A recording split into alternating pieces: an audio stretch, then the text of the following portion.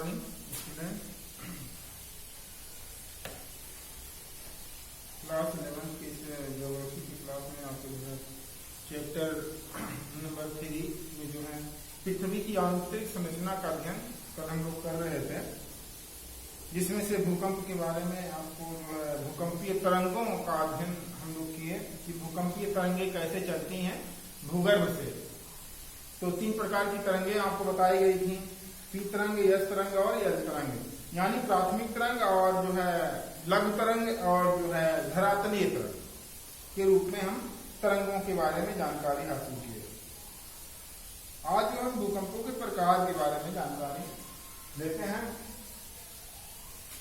भूकंप मुख्य रूप से जो है 5 प्रकार के होते हैं। कितने प्रकार के? 5 प्रकार के भूकंप।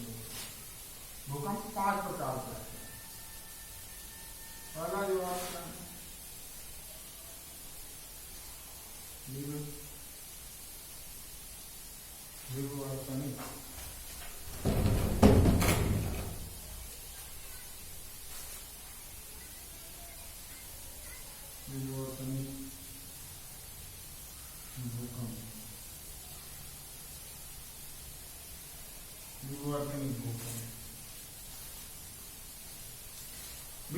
भूकंप कैसे आते हैं?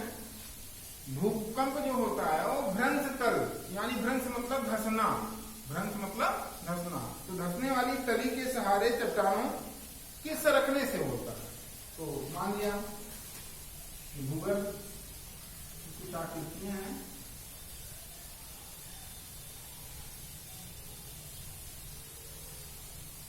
और इसमें भ्रंश हो गया,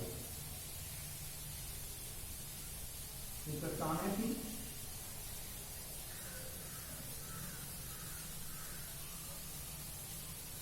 और इसमें भ्रंशन क्रिया से भूकंप आया तो भ्रंशन क्रिया हुआ। कौन सी क्रिया?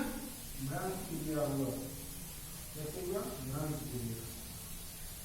ये घट गया चट्टान, क्या हो गया भूकंप के दौरान इसमें धस गया, तो वी आकार की घाटी भी बन गई विवर्तनिक भूकंप के अंतर्गत। और क्या हुआ? और इसमें जब ये भूकंप आया तो इसकी जो दीवारें हैं वो खिसक गई नीचे की तरफ, यहां से कूद करके ऐसे इधर खिसक गई, कुछ इधर खिसक गई, दीवार गिर गई, ढह गई। अब आकृति क्या हो गई? आकृति जो थी इस तरह की आकृति हो गई, बन गई। तो ये विवर्तनिक भूकंप के द्वारा बनी आकृति इस तरह से होती है। विवर्तनिक भूकंप जिसे कहते हैं। दूसरा है आपका ज्वालामुखी भूकंप। दूसरा है ज्वालामुखी भूकंप।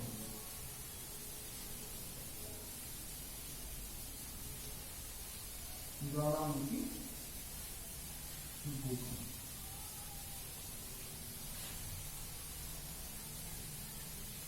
देखिए, भूकंप जो होता है उसका मुख्य कारण ज्वालामुखी भी है, मेन कारण है, मेन फैक्टर ज्वालामुखी,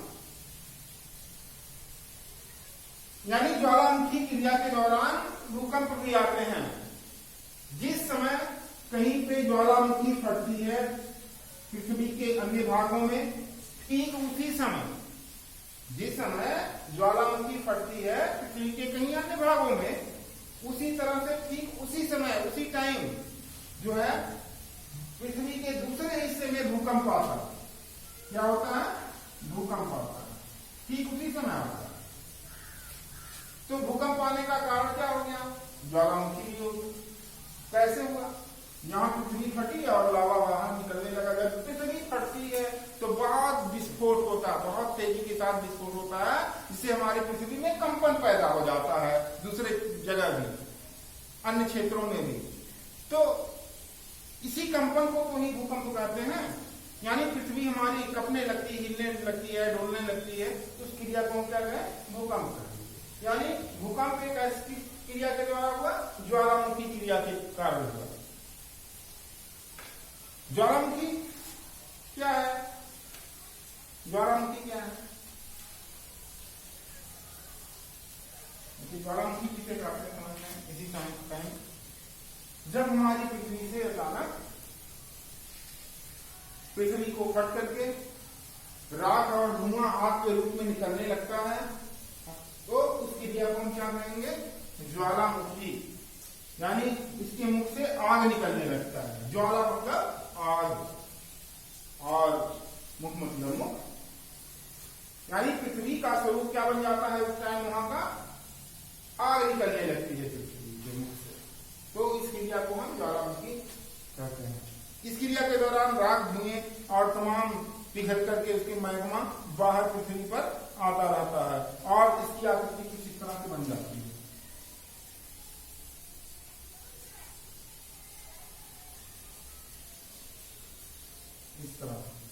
इस तरह से पृथ्वी हो जाती है। इस तरह से इसके स्रोत यहाँ जुड़े होते हैं भूगर्भ से। भूगर्भ से लावा हुआ निकलता है ऐसे, ठीक है, और दोनों तरफ गिरता गया और एक पहाड़ी के रूप में जम जाता है। इसे ज्वालामुखी कहते हैं।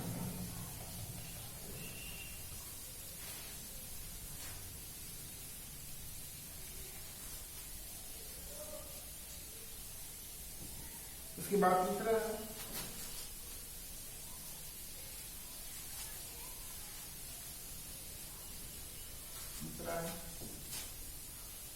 नियात भूकंप।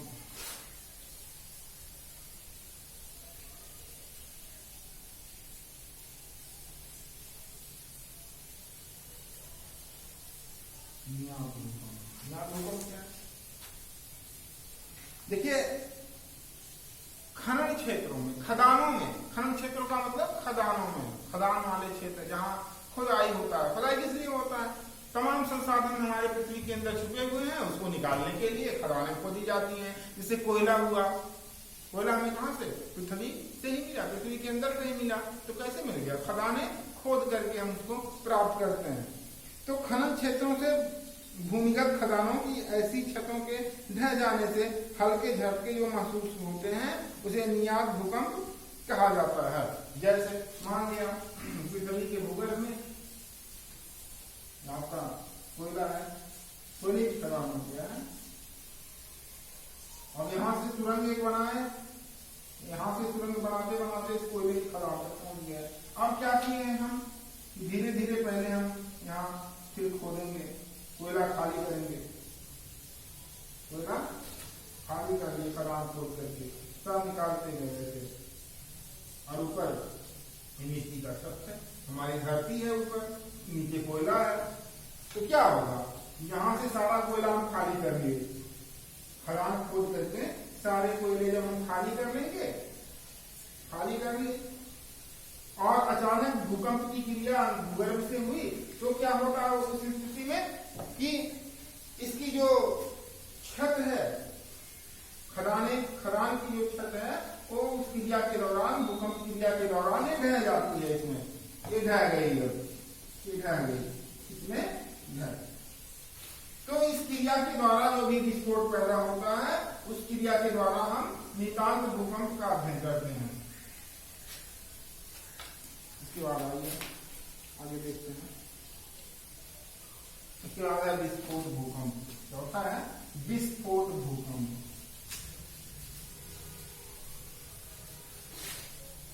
क्या होता है? विस्फोट भूकंप। विस्फोट भूकंप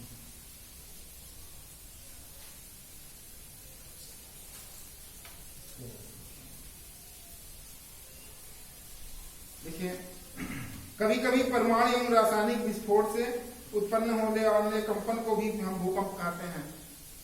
आपने बहुत बार देखा होगा कि गांव में देख लीजिए, दीपावली में ही देख लीजिए, बहुत से बच्चे होते हैं जो पटाखा होता है, बड़ा बड़ा पटाखी जो होता है, उसमें जो हाथ गोले होते हैं, मार देते हैं दीवार पे कहीं, तो दीवार जो है गलत जाती है, हिल जाती है। तो परमाणु परीक्षण तमाम होता रहता है। उस क्रिया के दौरान हमारी पृथ्वी हिलती, कंपन पैदा हो जाता है हमारी पृथ्वी में। तो उस प्रकार से जो कहीं पृथ्वी ही धस गया, कहीं और कुछ हो गया, कहीं गर्त बन गया, तो ऐसी क्रिया को हम क्या कहेंगे? भूकंप, विस्फोट भूकंप कहेंगे। विस्फोट के द्वारा ये हो गया, परमाणु विस्फोट के द्वारा हो गया, रासायनिक विस्फोट के द्वारा हो गया, तो इस क्रिया को हम विस्फोट भूकंप के नाम से जानते हैं। इसी तरह से पांचवा जो हमारा है भूकंप, विस्फोट भूकंप के बाद बांध जनित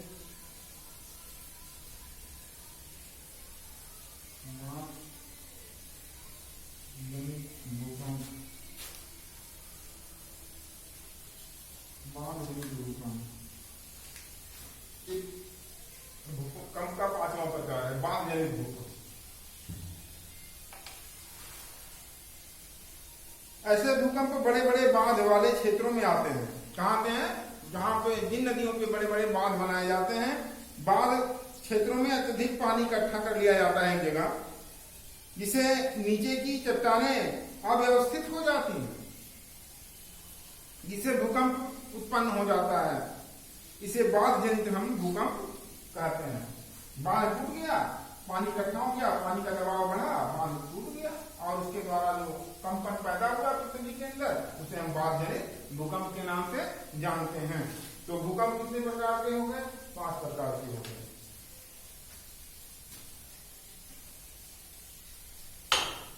आइए हम देखते हैं जो भूकंप आया, इसकी गति जो है, इसका अध्ययन कर लेते हैं, यानी भूकंप को मापने का अध्ययन कर लेते हैं। भूकंप मापन, भूकंप मापन। जो भूकंप आता है, इसकी तीव्रता होती है, उसको कैसे हम मापते हैं? देखिए, भूकंपीय जो घटनाएं घटित होती हैं, उसका मापन हम भूकंपीय तीव्रता के आधार पर करते हैं कि कितनी तेजी गति के साथ जो है भूकंप आया, उसके आधार पर हम भूकंप का मापन करते हैं। भूकंपीय तीव्रता की जो मापनी होती है, जिसपे हम मापते हैं, वो रिक्टर स्केल पैमाने पर मापते हैं। भूकंप का मापन हम किस स्केल पर मापते हैं? बहुत बार परीक्षाओं में जो है छोटे क्वेश्चन के रूप में, अति लघु उत्तरीय प्रश्न के रूप में परीक्षाओं में बहुत बार पूछा भी है कि जो है बताइए जो है भूकंपीय तीव्रता हम किस स्केल पर मापते हैं? तो भूकंप की तीव्रता हम रिक्टर स्केल पैमाने पर मापते हैं। जैसे मान लिया मापन के कई इकाइयां होती है ना, तो भूकंप का मापन किस पे होता है? रिक्टर स्केल पैमाने पर होता है। जैसे आलू प्याज हम खरीदने जाते हैं तो किलो में खरीदते हैं, तो उसका मापन का जो है किलो हो गया। उसके बाद कपड़ा खरीदने गए तो मीटर में खरीद लिए। उसी तरह से अगर हम भूकंप को मापते हैं तो किस पे मापेंगे? रिक्टर स्केल पैमाने पर मापते हैं। लिख लीजिए, भूकंप का मापन रिक्टर स्केल पैमाने पे किया जाता है, पैमाने पर किया जाता है।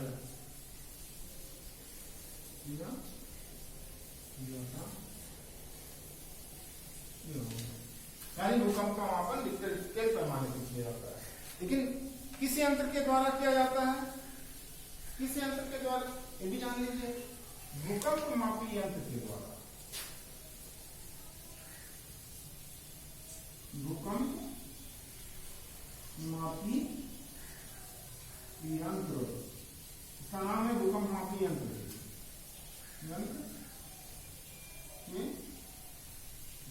भूकंप मापी यंत्र के द्वारा रिक्टर स्केल पैमाने पर हम भूकंप की तीव्रता को मापते हैं। किसको मापते हैं? तीव्रता को मापते हैं कि कितनी तेजी की गति के साथ जो है भूकंप आया, उसको हम मापते हैं इस स्केल से। भूकंप का मापन हो गया।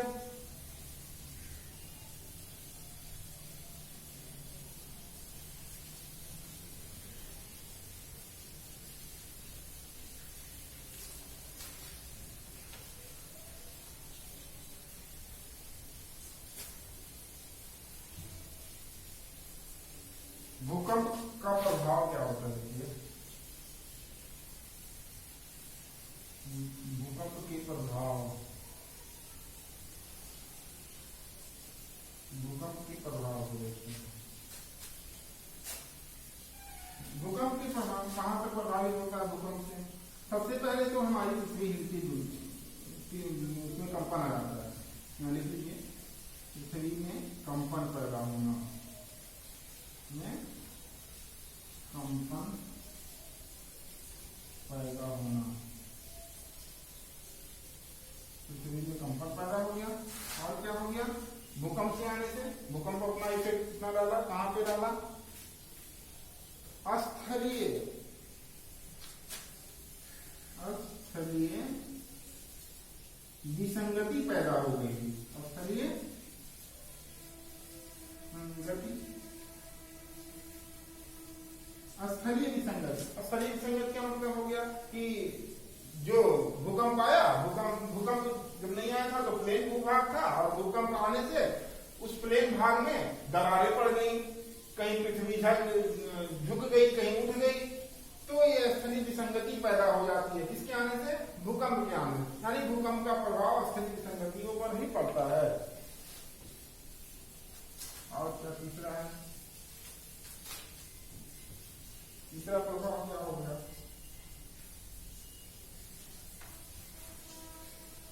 भूस्खलन, हिमस्खलन, सभी क्रियाएं हैं।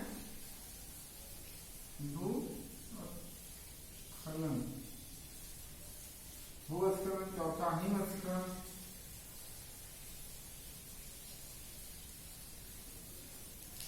भूकंप जिस समय आता है उसी समय हमारे पहाड़ी भूभागों में भूमियों का खिसकना, चट्टानों का खिसकना होता है। चट्टानें खिसकने लगती हैं, नीचे खिसकने लगती हैं, उस क्रिया को हम भूस्खलन कहते हैं।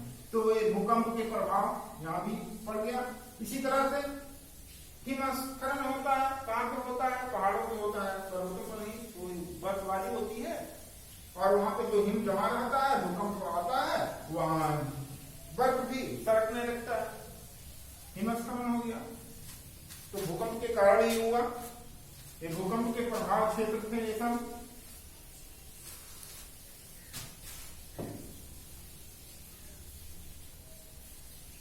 एक चीज आखिर में देख लें, भूकंप की आवृत्ति। भूकंप की आवृत्ति, आवृत्ति का मतलब क्या है? आवृत्ति का मतलब बार बार